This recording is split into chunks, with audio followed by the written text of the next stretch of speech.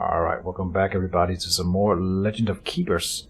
And we'll start this episode by having a look at our garrison. I suppose that doesn't really matter right now. Oh, so, yeah, really important to note when you address the trainer here. I'm not sure we are gonna talk to him. No, we're not. But when you do talk to the trainer, you need to have like monsters out here. The ones that are sitting in garrison will not be allowed to train with the trainer. But we don't have a lot of money. We don't want to go to the merchant and the trainer before we have a fat stack of loot. So let's do an event, and this sometimes can give us money. And by chance, you meet a tamer traveling through the region looking for some work. This traveler offers to train one of your employees at half price, level +1. Yeah, for 50 gold. So way better than going to a trainer. Now, for a trainer, you can train more than one at a time. And so it would be fine, but you getting an event like that is obviously better in most cases. This one says we can't. We have inadequate resources to go to the workout. That's where we use blood and tears to level our Enchantress. I thought 25 and 20 would be enough to get something out of it, but maybe not. Since it's flashing the red icon here, I'm not going to click it, and it will go to the trainer instead. So you don't have a choice. And so here, now we have a level 2 Treant here. When you click them here, you can see what stats are increased if you level them up, and sometimes they get a new ability, like the Skeleton Soldier here. We want to try to focus on a specific creature type. So like either elementals, which is these guys here, or demons, or skeletons, or treants are their own thing, and then we have creatures here. We want to try to focus on one specific thing, and I'm thinking again, I already said that we are gonna go for demons. I really like the succubi, and specifically when they work, they're amazing. So I think we will train you. This is succubi, succubus, and then we could level a treant, but the treants are not that great. We can level this one to level 3 though, and that makes it a good treant at that point. So maybe that's the path we should take. It'll get more power, which means more damage, more health. And the cool thing about treants, if you have to say something positive, is that when they die, they buff our master with 1 instance of enraged, right? Which is nice. Extra damage. So, but the gold, it's easy to overspend. Not having gold for events can be mean you lose out big time, and so I decided to keep it. By the way, we took some damage in the previous run, in the previous episode, and so we are still wounded. We are recovering health at a rate of 15 life per week, something that we can upgrade later, this stat here. That means that if we start, when we get down to the week 10 here, where we will be fighting veterans, I would only have gained 30 more, so we won't be at full health when we take these veterans on, which we will, of course. Now, between in week 8 here, we get either the engineer or the business trip. This one again is saying we can't afford it because we only have 135 gold. Right, so we're going on a business trip, and we also get to see what that is all about. A business trip. When you do a business trip, you send one of your monsters away for a given amount of time, and then you get something in return. Either gold and a little bit of motivation, or sometimes you get like these tears and gold. Here we can get fallen monsters have a 50% chance to lose 1 less motivation. Not something I really care about. This one over here with a ton of gold and tears that we don't really have access to otherwise. It's really nice, and the Dark Magus here isn't that great yet. It can be good later, but right now this is not really what we. I would rather keep the Ice Elemental anyway. So let's send this guy away for 8 weeks for a ton of gold and some tears. Sure. Good. Let's have a look at our lineup. Yeah, we've got plenty of units. It's fine. Got a merchant here where we could buy monsters and traps. We can do an event, or we can do collectors. Collectors is... I usually go for collectors. Collectors allow us to either, with blood, or my own health gain gold. So they will take, I think, 20% of my gold and give us a bunch of money for it. That's not my 20% of my gold, my life. And since we're going up against veterans right after the fact, it could be really dangerous. The event, though, well, it might be a short playthrough if I go for the collectors and then die against the veterans, but it would also be fun. So let's do it. And we can pay with the blood here that we have, or we can just accept that we lose 75 life. It's not that big of a deal. 20% of our low amount of health because we're playing on hard makes when you play on a lower difficulty, you lose more to the collectors because it takes a percentage of your health, which is kind of interesting. So we get punished less here. Or if we refuse, we lose money. I've never refused before. We will click it here, lose some health, and hope that we make it through this week regardless. We are taking the veterans, of course. So, let's figure out a good combination here. I want to make a fire room at start. So like that. Fire, and then you over here for bleeding. You do nature damage, and they do nature damage. These guys can do nature. Maybe we take the bleeding and apply that in the next room instead. Like so. So here we have nature, nature, nature, and these guys can also do nature damage. And then we have fire combo here. Over here we have ice, and we have air. And then the skeleton soldier is his own thing because he has the passive that he's like more like a tank, which is really nice in many cases. So he's his own thing, but also he's bleed combo, which we can do with the gargoyle as well. Alright, I think this is a decent lineup. And you would argue that maybe we should put some guys out here, but that means that we are weakened a bit because we are stronger if we have the whole ice available to beat these veterans, and then they might get knocked out and what would they call it, burn out, but that's fine. That's sometimes something you simply have to do to not die. So I think in this case, since we are going up against veterans for the first time, we don't really have the snowball rolling, no pun intended, in our own lineup yet, so we need to send everything here. And let's see what we get. Alright. We get a priestess level 2. And only, yeah, they're not that tough, these guys. It's fine. We got the priestess again, the same as we had in the previous episode with she removes one penalty and applies a bonus instead. The novice here, level 1, we had him before. He removes one time he can remove all penalties, the highest stack of penalties from all heroes. Yeah. And then we have a new one here. I don't even know what this is. Imagayan. Whatever.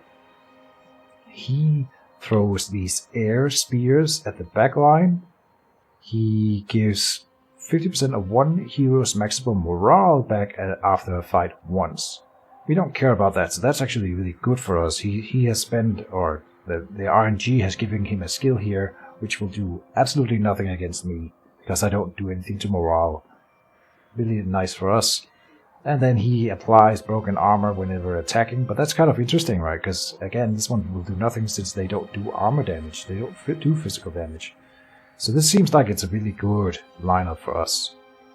Now, what kind of damage do we want to apply to them? Fire, and fire works out quite nice. Nature, and nature also works out quite well for us. Okay. Yeah. Unfortunately, the first one in the line... No, she has positive armor. That's perfect. So, the succubus's attacks will bounce from her onto the next character. Now, unfortunately, he has negative armor, so it won't bounce to the backliner, but we can hit two of them with one succubus, or with the succubi.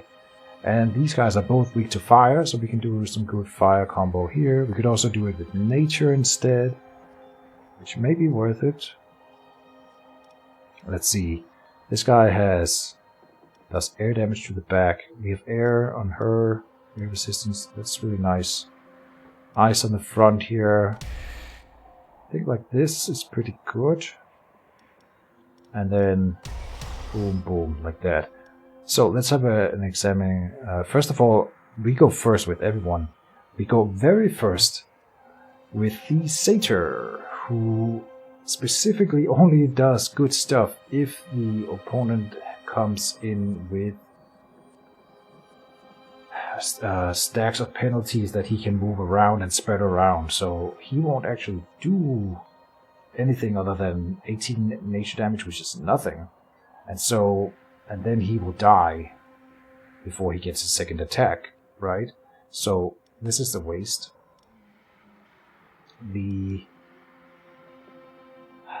Let's see, if you come in here, you will get an attack in before you get killed by the novice here, which is nice.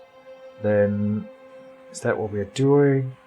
You can apply burn in the back or burn to everyone. I think this is the better call. Will you one-shot him? 30 ice damage multiplied by 50% is not 80, so he won't one-shot him, and then it will die, I think, to the priestess after. Maybe not even. Might survive that. And in the backline we have 25% air resistance, so we will survive a few rounds in the back here as well. Yeah, this is a good lineup. Nice. This is going to be a good run.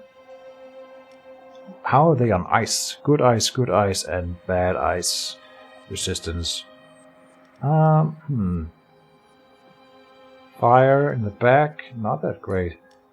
How are they on physical? We also have air combo. High air, low air, and high air. Okay. I think we want to go for ice again. It's fine. Well, then they are gonna burn out. So maybe not. Maybe we go for the mortar in the back.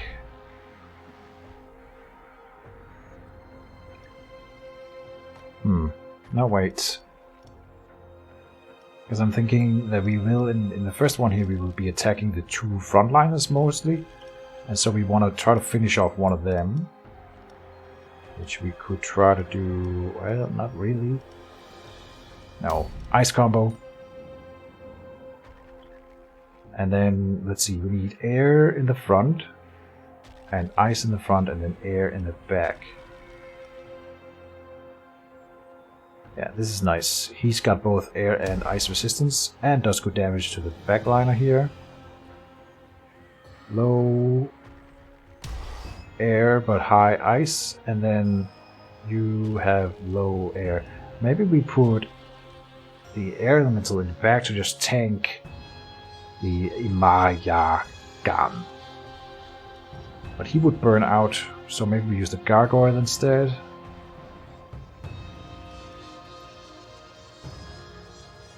Yeah, I'll use the gargoyle here. Not ice combo, but it's simply... Well, the ice elemental here would do quite well. But then this way we avoid the burnout, which I think will be beneficial in the long run. Then the final one here. Either the elemental weakness, or we try to do some damage with the mortar here. I think the mortar is fine here. Even though he has fire resistance, this is good damage. And he might not keep that. He might not survive that. These other runs here, and then they have less fire resistance. I like that. So let's do like this. I think we should win. Maybe I'm wrong. No, I think we're good here. Do some fire to the front. We can also do this infection, which comes with poison over time. Might have been better to go with poison, but now we're committed to the fire, I think. And they also have lower fire resistances, generally. Now, we could do this damage to the backline, or deal fire damage to everyone, which helps against those that we are already focusing on. Now please survive, please survive. Oh, she just enraged herself.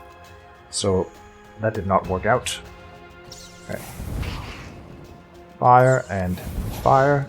We're doing really good damage to this monk here. But I think we are dead. Come on, live, live! Ah, too bad. Alright. We almost killed the monk. Oh, he's so close to death after that. Maybe we have some area damage here that we can apply to him. Yeah, I think we can kill him with some kind of area attack, and then he won't get an action during this next combat. So even now we could do it, but we'll do it with the... How much health is he at that? 14. And he's got lowered air resistance, so our gargoyle here has an air attack, so he can do it. Meanwhile, the frozen arm here, since you have lowered ice resistance right now, will be better against her. And so we do the area attack with the gargoyle, killing the monk. Gargoyle tanks in the back. We do ice block or freezing breath. Is she about to die? She is about to die. She takes 5% of her maximum life as ice damage per turn, and she has 0% ice, so it'll be precisely 5% of her health. So we can do the math here. 5% of 324. Let's see, it's easier to say how much is 10% and then half it. 10% is 32.4, and so half of that is 16. That's not 26. So if we want her to die before she gets an action, she needs to take a little bit more damage, which we can do with the freezing breath. It should be enough. Yeah. Nice. And she was bleeding too, for some reason. Not sure why, but she died. Anyway, that's fine. Now I think we've got this guy. He might kill the gargoyle before we can kill him, and I think, yeah, that's probably gonna happen. Or maybe not. Look at this. Oh yeah, he's dead. So we didn't even lose the second room. Perfect. Alright. We can get the Naga now. The Naga is also a morale unit. You can get a flying dagger trap, which applies bleeding to the frontliner. The Naga is cool. When it gets level 2, it can stun enemies that have lower than 30 morale. And so you think, well, we are not doing morale combo, but at some point we might run into some heroes that we can't beat. But then there are some maybe we get lucky and then they're really weak in morale, so it's nice to have a morale backup plan. And I think we will get the Naga for that reason. It's also a demon, which is, again, I really like demons. And getting more monsters. Can't stress it enough how important it is to have monsters. We get to send them on raids and do the other thing, the business trips. We can go to the doctor, or we can go to the merchant. The merchant will allow us to spend gold to either buy monsters or traps, which is nice, but we can spend gold many places. And the doctor will heal me, and it's free.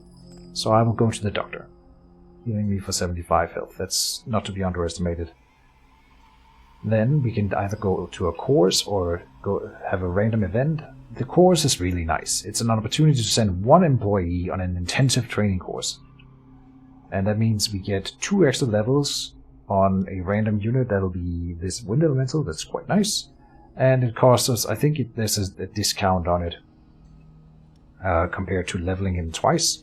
And so he's out for 8 weeks, but then he gets +2 levels. We will buy that. Good stuff. Then there's the workout.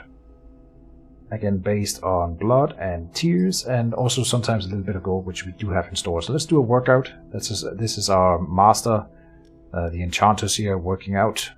She's going to lift some weights. She's going to sprint, getting more speed, and then also do some yoga to get more regeneration. That's life returned per week. This is actually perfect. It precisely uses all of our resources. That's really lucky. Like that, we can do all of them. Down to 0-0. Perfect. So we got more power. That's really important. The power is the most important stat. It's so good to have the more you can get of it. Obviously, it just means we do more damage. And since one of our attacks heal us for half of the damage that we do, the more power we do, have, the more we will heal in combat, and you can basically get to a point where you heal more than the heroes deal to you in damage. And so that's really nice. Alchemist is for turning blood into tears, or tears into blood, or blood and tears into gold. And since we don't have any resources to switch around, might as well do an event. We just get a random artifact. We have a line down here for artifacts. Icarus. A wizard with a strange hat has fallen from the sky and landed in the entrance hall. He was carrying a magical artifact. We get elementals have a 20% chance to apply one additional effect stack. Alright, so here's an example of an artifact. That's the one I was talking about, where you buff a specific type of monsters. So now we are better with elementals than we are with every other type of monster. Which is fine, we already have quite a few elementals. But we haven't really been focusing on them since we started, right? We have 1, 2, 3, and one of them is out. So it's not the best artifact, but it'll be better. And this is, by the way, only the first stack of it. You can get more, up to 3 stacks of the same artifact, making it more likely to do its thing. How are we doing on time here? I don't know how much time these dungeons actually take. We can definitely do another one in this episode. So, this is just adventurers, not veterans. So, I think we will send those that need it out for a rest. Let's see how many of those. And then we have, this is what we will end up with. Now, this is very bare bones in our rooms. So I might want to take someone from the stockpile here and put them in. Let's see. I think I want to keep the ice combo in the room 2. In the front room we now have, we can put you over here for more air. You in for...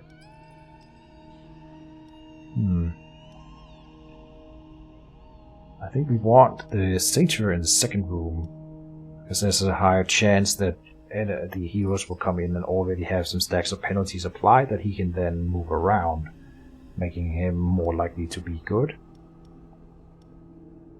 And then I think this is fine. It kind of sucks if we end up using the skeleton here and they die, the ice combo, but like we just did a room where they didn't die and then there's no penalty. So if we can do that again, then it's fine. If they are really strong against ice, we might have a problem here.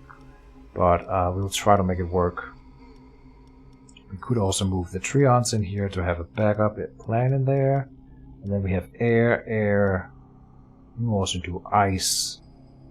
And then the skeleton soldier is also really nice. I think this is kind of risky for the first room, because this means that there's no choice for me. We just have to put in whatever we have in room 1. And if they're good against these guys, then there's nothing that can be done. So yeah.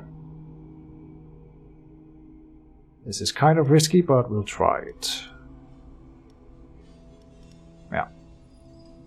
Because it's only adventurers and my Enchantress has full health, so we won't lose. But it's more about what happens after the fact, of course. Hopefully we don't get punished too hard for this gamble here.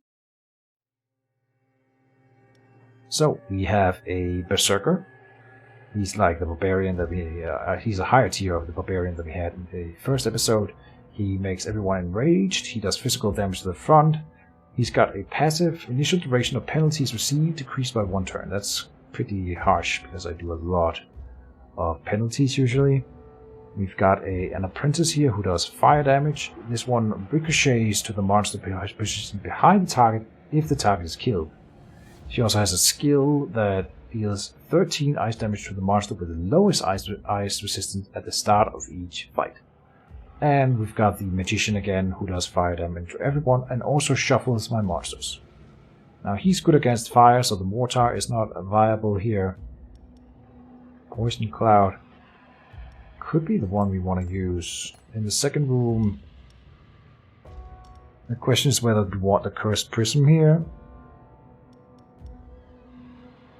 I don't think so. I think we would want the poison cloud, just for dealing some damage overall. The Cursed Prism won't do a lot for us. This is not elemental damage, and these two here are relatively low on it. Well, the Poison Cloud will do nice damage. This is nature damage, which we have two guys that are weak against it. And Poison will do... Can I click it somehow? No, but Poison applies 2 stacks in this case here, which means it does... This one does more damage the more stacks of it you have on an enemy. So it'll do 10, and then 5, and then 0. So it'll do 15 damage over time, modified by their resistances, so more for these two guys and less for this guy. It's still, this is just a nice damage thing. And then, oh, they'll be shuffled, so we can't put we want the skeleton soldier in front, which means that we have to put it in the back, because then it'll be shuffled to either the middle or the front. Which means we put something else here. We have physical damage on the front, fire damage on the front, and then fire damage everywhere. So we want something that is somewhat fire resistant at the front, which means we don't put it at the front.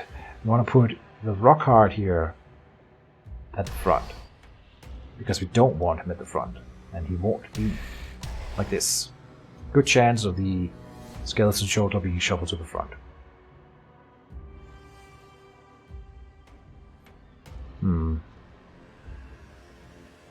Yeah, I think this is the part we're gonna try.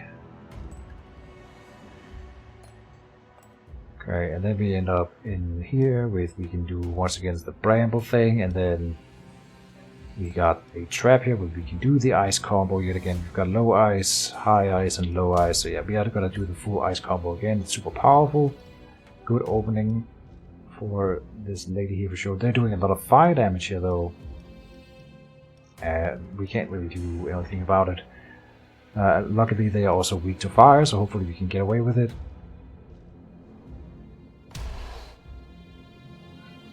We'll put the ice elemental at the front. He's got the best fire weakness, so it'll work out. And then like this. And we hope that we kill these two fire guys before they kill us.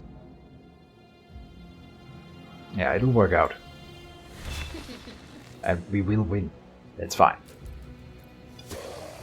But hopefully we don't leave. Hopefully we beat them in room 2 here. I think we could with a bit of luck. Yeah, that's before the fight started. We ended up with the skeleton in the middle, but that's kind of fine. The Naga is decent enough frontliner. No, it's not. Look at that, minus 35% armor, so it's gonna get smacked by this barbarian and die. Oh well. We can do air to the front or air to everyone. But this one also applies bleeding, which we will also do with the skeleton, and so bleeding is one of those effects that becomes better the more we do of it. So we'll do that at the front. Shrill Shout here. Shrill Shout ricochets to enemies behind. And then we have a Frigate Lance, which is good if the target is the only hero remaining, which is not the case right now. So let's just do this Shrill Shout. It hits everyone. That's a lot of damage. And so now from bleeding, he's taking 30 life per round. Down, then 25, then 20. And if you do the math on that, it's kind of insane how much it escalates. I have done the math on it, and the more bleed you stack on, the better it becomes. Same with poison, but poison is modified by nature resistance, which can be good, but it can also be bad. Bleed is never modified by anything, it's just pure damage. It's not modified by armor. So we get more bleed on the front here, so then it's 45 for the next turn, and then 40, then 35. And they murdered us. Well, this guy is really, really dead. We will do elemental weakness to everyone again.